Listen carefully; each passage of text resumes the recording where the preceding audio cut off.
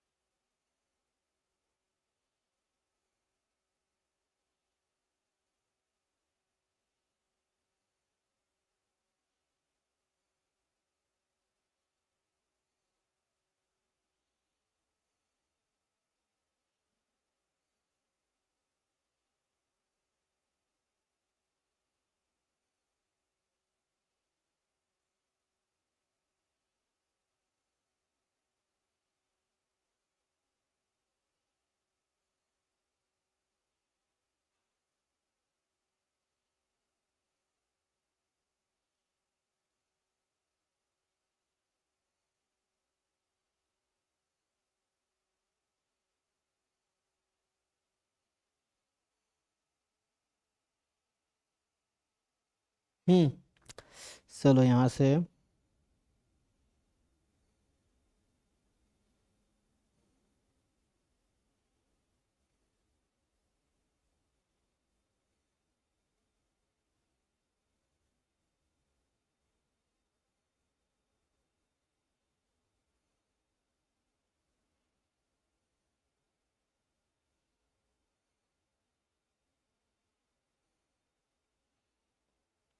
हाँ जी विशाखा है नहीं अच्छा वृतिका आप बताइए।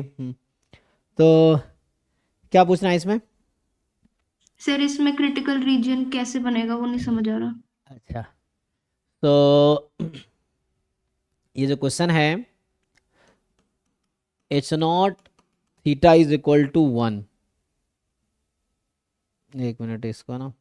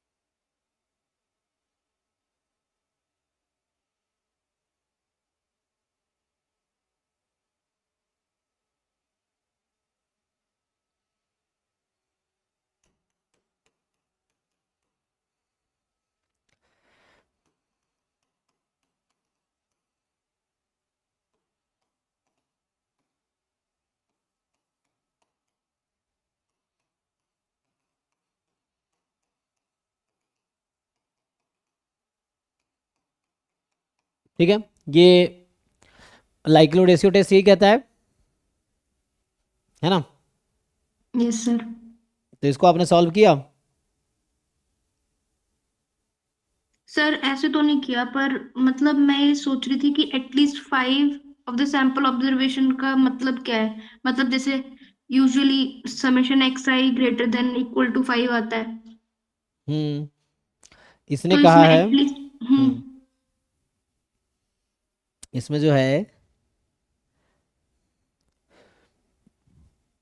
अच्छा if and only at least 5 of the sample of larger than 0। अच्छा कम से कम 5 जो है। ओ अच्छा क्रिटिकल रीजन दे ही रखा है इसमें तो हमें क्यों निकालना है? नहीं नहीं इसमें निकालना नहीं फिर तो दे रखा है ना हमें। ओके ठीक है फिर कोई दिक्कत नहीं है।